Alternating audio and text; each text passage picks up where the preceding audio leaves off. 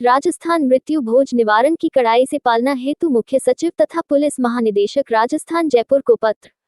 चित्तौड़गढ़ 1 फरवरी। कोई भी मृत्यु भोज नहीं करें। इस अधिनियम के तहत जो भी जिम्मेदार अधिकारी कर्मचारी है उन सभी को पामबद्ध कराया जावे कि उनके क्षेत्र में वे मृत्यु भोज होने से पहले पामबद्ध करावे तथा इसकी सूचना जिला कलेक्टर, जिला पुलिस अधीक्षक तथा संबंधित थाने को रिपोर्ट किया जाना सुनिश्चित हो।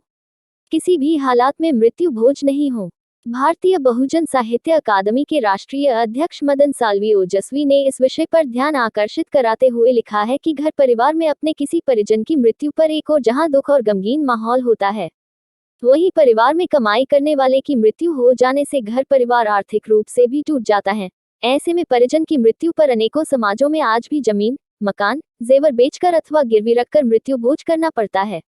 यह एक सामाजिक रूढ़िवादी परंपरा होकर कानूनी अपराध भी है, जिसके रहते कर्ज में डूबा परिवार अपने बच्चों को पढ़ाने लिखाने के महरूम होकर बाल मजदूरी कराने, बंधक श्रम पर रहने को विवश होना पड़ता है। मृत्यु भोज कराने से अनेकों समाज, सरकार की अनेकों कल्याणकारी योजनाओं का लाभ उठाने के बावजूद भी सामाजिक एवं आर्थिक तौर पर विकसित नहीं हो पा रहे हैं। पत्र में ओजस्वी ने आग्रह किया है कि समस्त राज्य में मृत्यु भोज निवारण अधिनियम की पालना तत्काल कड़ाई से हो तथा जो अधिकारी इसके तहत जिम्मेदार हैं वह अपनी जिम्मेदारी को विपक्ष नजर से और पूरी निष्ठा से करते हुए पालना करवाएं तथा किसी भी समाज में कोई भी मृत्यु भोज नहीं हो, यह ध्यान रखना सरकार की जिम्मेदारी भी है। यह भी निवेदन है कि जिला स्तर पर हर माह मृत्यु भोज निवारण पर जिला कलेक्टर महोदय की अध्यक्षता में टास्क फोर्स का गठन हो, जिसमें सभी उपखंड अधिकारी, सभी थानाध्यक्षों तथा सभी विकास अधिकारी इसमें सदस्य हों एवं इस पर प्रभावी कार्यवाही हो। इस सामाजिक बुराई के परिणामों पर जन जागृति लाई जावे ताकि सामाजिक तौर पर सभी इसकी हानियों और कर्ज में डूबे जीवन को समझ सकें। किसी की भी मृत्यु होने पर राज्य में कहीं भी मृत्यु भोज नहीं हो, इसके नियंत्रण एवं आवश्यक निर्देश हेतु प्रभावी कार्यवाही हेतु ज्ञापन भेजा है। राजस्थान मृत्यु भोज निवारण अधिनियम जब राजस्थान में लागू किया गया तो बहुत ही सोच समझकर सरकार ने निर्णय लिया कि अंधविश्वास, आडंबर और रूढ़िवादी परंपराओं में लोग पूरी तरह से जकड़े हुए हैं और किसी घर में किसी अपने परिजन जिसमें पिता, माता, पत्नी, बेटा, बेटी के निधन हो जाने पर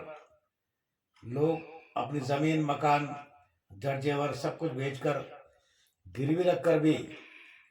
वो जीवन करते हैं और उस जीवन के क्या मायने और क्या अर्थ होते हैं, ऐसा कोई खुशी का अवसर नहीं है, बल्कि उस घर में दुख का माहौल, पीड़ा, क्रंदन और एक तरह से शोक का माहौल होता है।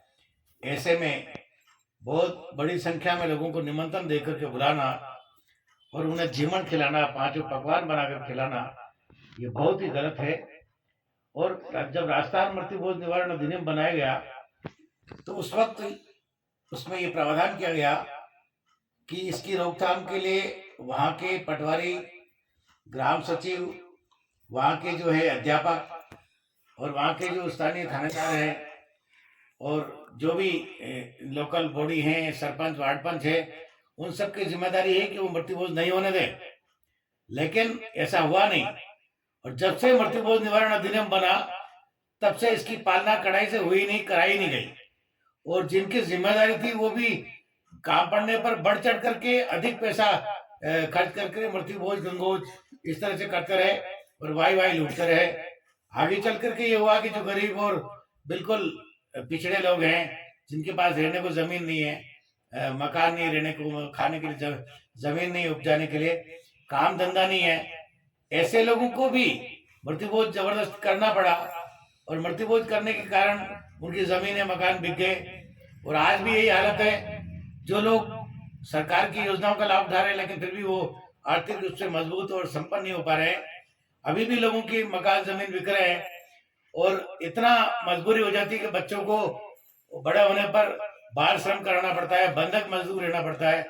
और कर्जा लेना पड़ता है और कर्जे में दब करके कई लोगों को आत्महत्याएं करनी पड़ रही।